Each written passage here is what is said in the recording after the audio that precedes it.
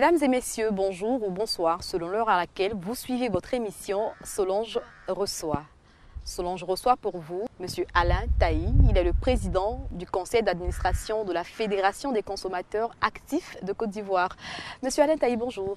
Bonjour Solange. Merci d'accepter notre invitation. C'est nous qui vous remercions. Depuis quelques jours, on lit sur les réseaux sociaux qu'il y a du riz avarié ou du riz impropre à la consommation qui aurait franchi les côtes ivoiriennes. De quoi s'agit-il?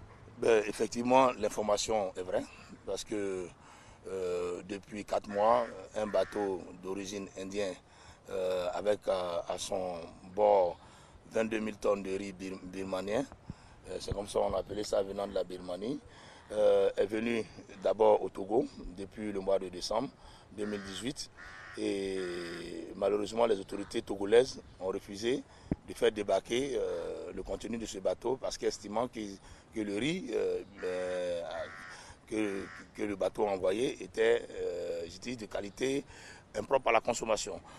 Même scénario quand le bateau est arrivé en Guinée, effectivement, de 22 000 tonnes en Guinée, le ministère du Commerce de la Guinée a refusé de faire accepter ce bateau-là dans le port de Conakry. Malheureusement pour nous, en Côte d'Ivoire, nous avions été fort surpris que ce bateau est arrivé au port d'Abidjan et a pu déverser toute sa cargaison dans le port de Côte d'Ivoire, accepté par les autorités ivoiriennes. Comment vous avez pu rentrer en possession de cette information? Vous savez qu'aujourd'hui, nous travaillons dans un domaine de globalisation, donc de régionalisation. Donc, au même moment que les institutions régionales se mettent ensemble, au même moment aussi que les associations de consommateurs se mettent ensemble, parce que nous avons un marché unique au niveau de la région, de notre sous-région.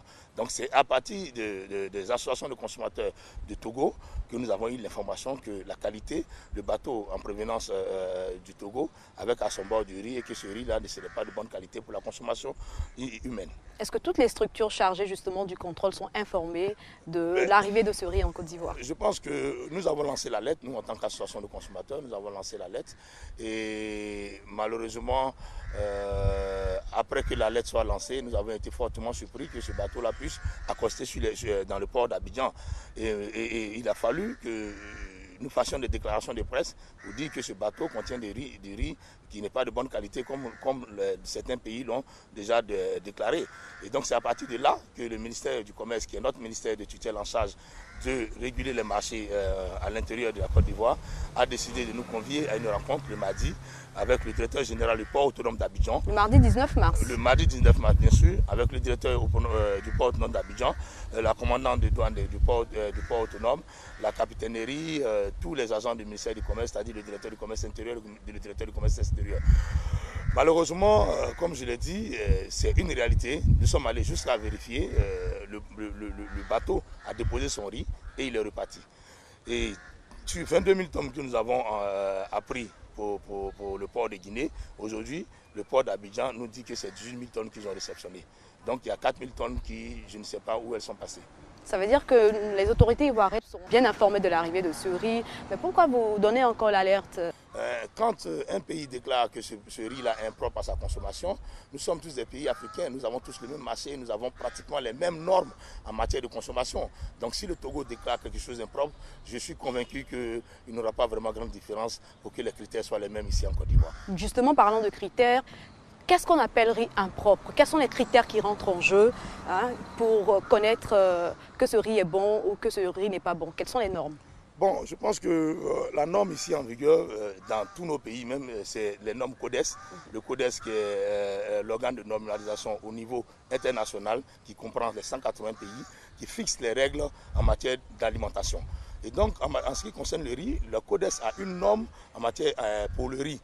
Et il y a le taux d'impureté, il y a le taux de plomb, il y a le taux d'eau, c'est-à-dire ce qu'on a appelé le taux de la teneur en eau de ce riz-là, et aussi les tailles de ce riz. Donc je pense que c'est toutes ces choses-là que le CODES a mis des règles pour qu'on dise que ce riz-là est propre à la consommation humaine ou impropre à la consommation humaine. D'accord. Vous venez de dire que lors de la réunion avec l'ensemble des structures, elles ont décidé, les structures étatiques, je veux préciser, elles ont décidé de contrôler ce riz. Est-ce que vous êtes au cœur de la structure de contrôle pour veiller sur ce qui sera fait. Le ministère a mis en place ce qu'on a appelé la vérification de l'origine de conformité, mais qui est un système qui vient de rentrer en ligne de compte il n'y a pas trop longtemps et qui permet aujourd'hui à l'État de Côte d'Ivoire de vérifier déjà depuis l'origine la contenance des bateaux et tout ça avant qu'ils n'arrivent sur le port d'Abidjan. Mais malheureusement, ce bateau-là a échappé à cette règle-là. Ce bateau-là a échappé à cette règle parce que la règle a été édictée après que le bateau soit arrivé. Donc je pense qu'à partir de cet instant-là, comme on dit, l'exception qui fait la règle, ce bateau-là fait vraiment l'exception. Et nous pensons que le ministère du Commerce va mettre tout son dévolu en matière de contrôle sur le contenu de ce bateau-là pour essayer de rassurer les Ivoiriens en ce qui concerne la qualité de ce riz.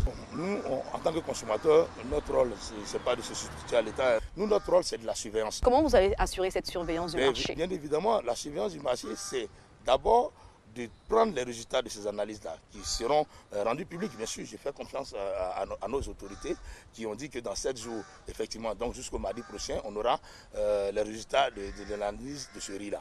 Nous pensons que quand les autorités ivoiriennes vont rendre ces analyses-là publiques, nous allons faire appel à nos experts pour que ces experts-là puissent confronter ces analyses-là aux normes qui sont fixées par le Codex Alimentarius. Est-ce que les consommateurs doivent craindre de manger du riz en ce moment? Les consommateurs ont vraiment des raisons de craindre, tout simplement parce qu'ils ont été déjà victimes de ce qu'on appelait le bateau de déchets toxiques. Donc la phobie qu'a créé ce bateau de déchets toxiques il y a quelques années en arrière, sans doute a créé une psychose dans la tête des Ivoiriens. Et donc ils ont des raisons de craindre. Mais ils n'ont pas de raison de craindre le riz, parce que le riz qui est consommé actuellement sur le marché, ce riz a été contrôlé et ce riz-là n'est pas le riz du bateau. Monsieur Alain Taï, je vous remercie de nous donner toutes ces informations. Merci beaucoup à vous, Solange. À toutes les structures qui sont chargées de la question de ce riz avarié ou non propice, notre antenne vous est ouverte. Si vous voulez apporter d'éventuelles informations, nous restons ouverts. Vous avez nos contacts. Solange reçoit. Merci à tous les internautes qui nous suivent. Si vous avez apprécié cette émission, commentez-la, partagez-la, likez-la. À très bientôt. Au revoir.